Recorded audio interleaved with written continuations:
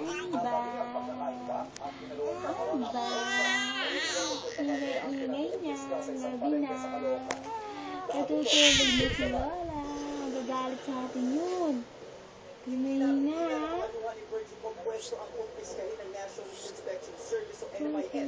Ang paninda nilang mag-asawa sa bago silang Pauline Market sa Caloocan City. Pwede 20 piso kasi ang pinuhunan nila sa mga kinupis ng karne. Talagang anak kami ng panindahan para mamuhay kami. May pinagagastos natin kami. Itapos ganito lang mangyayari.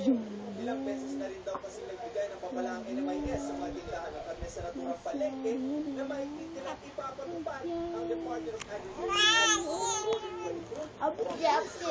Parang kang naman talangka. Sumolobo na may bibig mo. No. Ano ba, iyak ka ba o tatawa? Iko-concert ka mo, Oman. Apsi. Wag ka raw. Huwag ka raw dyan. Huwag ka raw.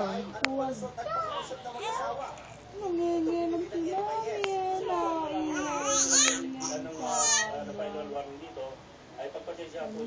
Pero ang batas mo dapat ating apply na Magalit sa yun.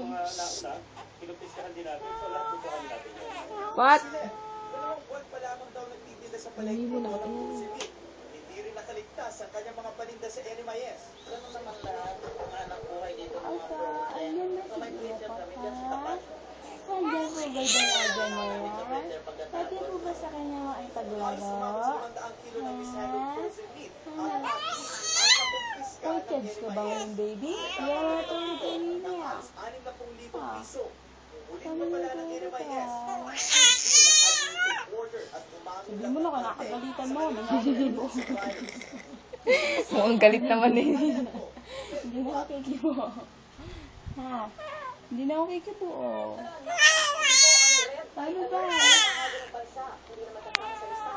Sumikay mo sa mga alaala mo.